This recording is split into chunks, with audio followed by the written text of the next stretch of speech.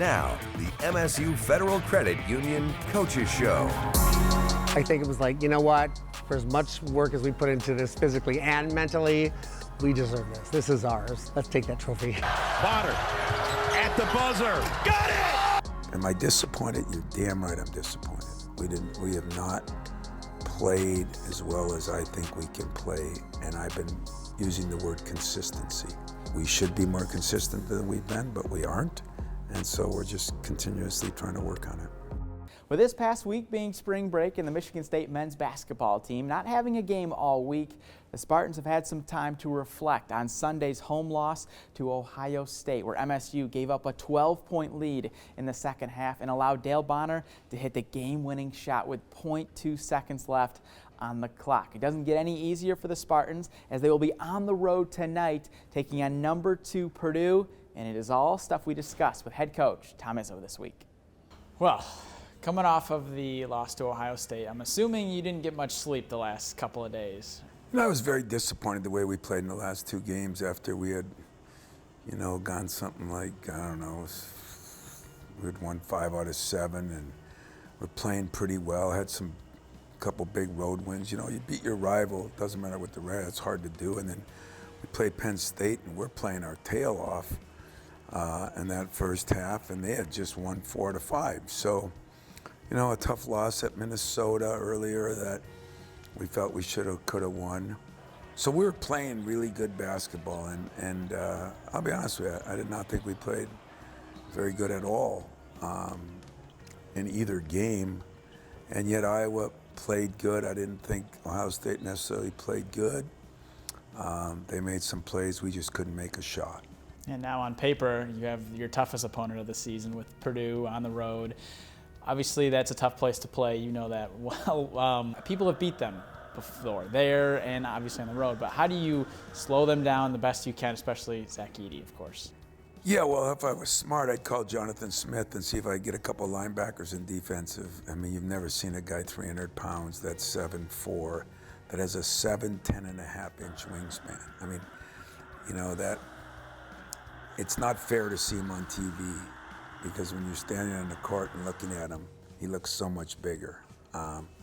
When you have a wingspan like that, that almost takes up the entire lane. And he's good, and he's a senior, and he's been through the wars, and they've added a couple pieces. Their point guard Smith has really played well. And so yeah, we got our work cut out for us, or we got a great opportunity. It depends which way you look at it, but it is a tough place to play too. And I'm looking forward to it. I really am. And I think by Friday and Saturday, our players will too.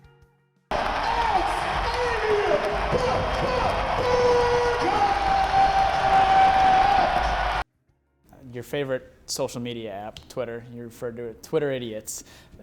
Xavier Booker is obviously a big topic on there. I know you're not on Twitter, but what did you think of just the way he played, his first start against Ohio State? I played very well, and there were reasons. There's reasons we started him because he had a couple good weeks. There's reasons we started him because we felt the guy he was going against,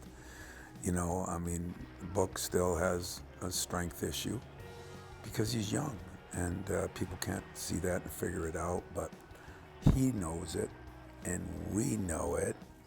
And if you're any kind of mind, because you get to come to practice once a week, you know it. But usually the people talking about it have never been to a practice and never been around. So I understand. Let me tell you, if we made 2 shots, nobody would care about anything. How big is it, too, for Booker to have the mindset of knowing he wasn't ready at the start of the year and that he had to work his way and earn his minutes? It was him that came to me 3 weeks ago and said, man, this has been tougher than I thought, which is normal. It's normal. I've got examples of pro guys, college guys, but all I care about is right now Book is getting better. I feel better about Book and his future now than I ever did because he understands. He's the one that came to me. He gets it. And it's the hardest thing for people to do is to self-evaluate. And for the most part, 18-year-olds aren't supposed to be able to play against 23-year-olds, especially when, size and that is a issue or strength. But he's coming along great. And I think personally, we've made sure we don't let him fail and then not come out of it. And we're putting him in when he's ready to go, and he'll play more this week, and he'll play more down the road. And this thing all started about 3 weeks ago, and it just seems like it started changing, which is so normal in life, you know. I mean, when you got the job, you probably weren't very good. Nope, not at all. You're probably not great yet. Nope. And hell, it took me years to and that's the process that your generation does not want to accept, that there is a process to these things. You don't get to do what somebody else did before you that maybe spent years and years and years and years doing it. It doesn't just happen overnight. But Book's been great. I love him. He's gonna be fine. And you know, am I disappointed? You're damn right I'm disappointed. We have not played as well as I think we can play, and I've been using the word consistency. And we have to be consistent throughout a game. That's the next step. And we got to be consistent throughout a week. And we should be more consistent than we've been, but we aren't. And so we're just continuously trying to work on it. MSU has lost 7 of its last 8 games against Purdue and haven't beaten the Boilermakers in West Lafayette since 2014. If the Spartans are able to end that streak tonight, it probably means the head of the snake was locked in. We'll chat with senior point guard AJ Hogard right after the break. This segment is sponsored by the Lansing Sports Commission. Experiencing a Spartans game is a lot like life. Farm Bureau Insurance sees the connection and is a proud supporter of Michigan State athletics. Find an agent who can protect what matters to you. It all started with an idea. We came here with 2 kids and a suitcase. A business to proudly call your own. The most gratifying part of owning a business is the relationships that have formed over the years. Made even better by a reliable partner to support you every step of the way. Anytime we have any questions or we need any assistance, we can go to the entire team at MSU FCU. So when it's your moment, dream big. Welcome back to the MSU Federal Credit Union Coaches Show. Point guard is one of the most pressure-packed positions in all of sports. Every play, the ball begins in your hands. And here at Michigan State, well, there's a little added pressure based on the legends who have played the position in years past, like Magic Johnson and Mateen Cleaves. Our Tyler Driesinga sat down with the current Spartan point guard, AJ Hogard, and shares how he is putting pressure into perspective. Number 11, AJ Hogard. I had the privilege to come here after the great Cassius Winston, you know, and yeah, it was definitely tough. The expectations from the outsiders were probably definitely a lot higher than I probably set for myself, just because of the personnel that left and what I was coming in after. But it was just definitely fun just to be here, come after those guys and just see the success that those guys had here, and just try to put myself in that position to do the same thing, if not better. From day one, AJ Hogard has understood the high expectations that come with being the point guard at a place like Michigan State. But making it here from the small town of Coatesville, Pennsylvania, Hogard sees that pressure as a privilege. You know, as a kid, you always dream big, but you never know how true that can be for you. Especially coming from a small city that I come from, you know, only a select few guys made it to the Division I level, you know, so just being that other guy and being somewhere like this and playing for a Hall of Fame coach like I am today is just definitely something that you dream of. I'm sure it's one thing to, you know, build a relationship with coach as he's recruiting you, and then whole other thing when you start playing for him. What were your kind of initial impressions of his coaching style? I mean, we've seen it on TV growing up. You know, I watched a lot of college basketball. My dad goes to every Final Four since 1990, so I was definitely a big college basketball watcher. And growing up, Kalen Lucas was one of my favorite guards, so I kind of watched Spartan basketball a lot. So just seeing Coach and the way he interacts, you know, it's all out of love. You can see it, and a lot of his players say it that played here before, so it wasn't really no difference. And he's the same way in recruitment as he is when you get here. He doesn't change his spot, so he's going to let you know he's going to be straight up and down with you. So it's definitely good. Coach Izzo handed Hogard the reins last year, starting him at point guard in 33 of the team's 34 games. So when MSU came into this season with sky-high expectations, Hogard was expected to run the show. Obviously, coming into this year, you know, you guys were preseason top 5. There's a ton of hype around you guys. What was your mindset coming into the season, and has that shifted at all as the year's gone along? My mindset was to come in and do everything that they expected us to do. all the hype that everyone put around us. I think we all wanted to live up to that. I think right now we kind of not living up to it as high as we expected, but I don't think we're too far off from where we need to be or where we can go. I think we can still get the job done. I think a lot of the guys are still focused on that end goal. That hasn't changed. We haven't wavered at all, so I think it's definitely what we expected it to be, but I think that the record just doesn't show right now. What's the biggest lesson that you've had to learn this year, to kind of deal with some of those struggles that have come? The lessons that I learned was just bringing your heart out every day and just being that consistent leader. You can't be too high, can't be too low. Things are going to get tough. When adversity hits, it's about how you respond, and that shows the true character of a man. So I think we got a lot of adversity that hit us this year. I think we responded well at times, and I think we still got some more adversity to respond to, and I think we're going to do a good job of that. You just touched on it, but over the course of a college basketball season, you can't get too high, you can't get too low. What keeps you level? How do you stay grounded when things are going well and when they aren't?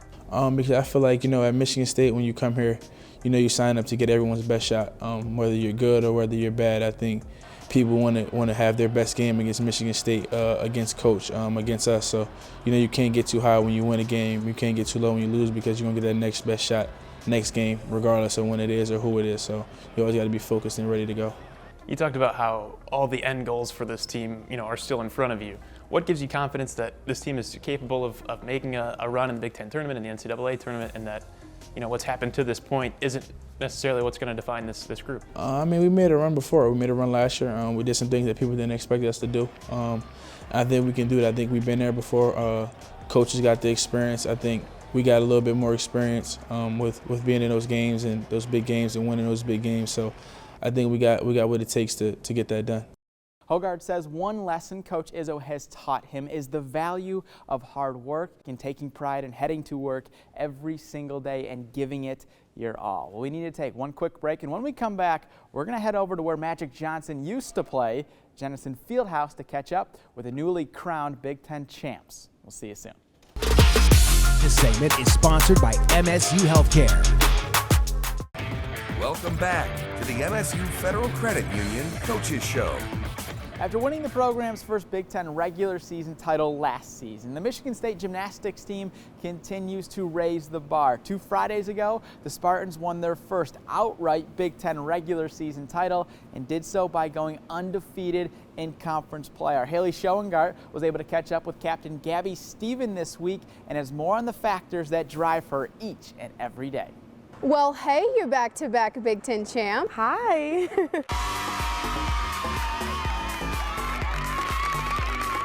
We keep saying it and seeing it everywhere, and it's just so crazy to think about. Did you have a pinch me moment where you had to realize, like, I'm not in a dream, this is real life? More so last year, I feel like it was a pinch me moment because I was like, I didn't even realize that's what we were going for when we were at Illinois. And then going into this meet, we kind of already knew what we needed to do. So it was something that we were like intentionally going after. Not that we weren't intentional last year, but it was like more at the top of our minds. So it's more so like a, yeah, we did that moment than a pinch me moment.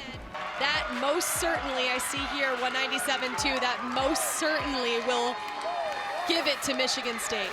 Ohio State ties things up as you guys head into your final rotation on floor. What was said in that huddle for you all to really go out there and, like you said earlier, have a floor party? Curla always says to light it up and have a floor party, have fun with it. We knew we were going to kill it, and I don't know if there was really any worry from anybody on the team or the coaches. Like, it was like, we knew what we can do, and it was just about having fun and taking home the final step. Final pass here from Gabby Steven, finishes it up with a front double full. So difficult, really good job there. Some of our routines are more interactive, and I think that kind of pulls it in. And also, we're kind of the most energetic team I've ever met in the whole world. Like, we are so crazy. If you ever see us out at a restaurant, we're just having fun with each other, and we kind of get to pull that into floor more so than any other event. When I was doing my floor routine, I turned to the side and like I could see into the stands, and I actually made eye contact with my mom. She told me she was crying when she saw that I made eye contact with her, and I was like, oh, that's so sweet. But it's like those types of things, like you can really like take a moment, interact, lock eyes with somebody on the side. They'll like look at you, tell you like breathe, anything that like will help you get through. So your parents are like icons around Jennison Fieldhouse.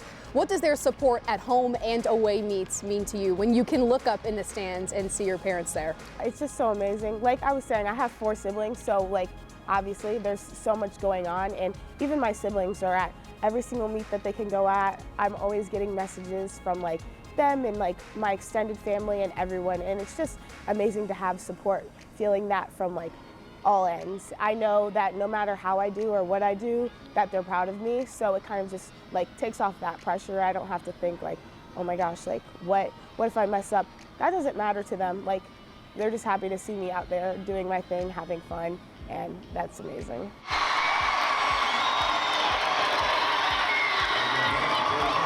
Your dad did the standing back tuck at Big Tens last year. That's as good as it's getting. Will we be seeing Mr. Steven on the floor again here at Jennison? I don't think so. He might be retired from the back tucks now. He did a good one. You know, we got that on video. I think it's time to be retired unless he's really in the gym training. He said he didn't know that he had to really practice that much for the second go. And I was like, yeah, see, now you know what we go through.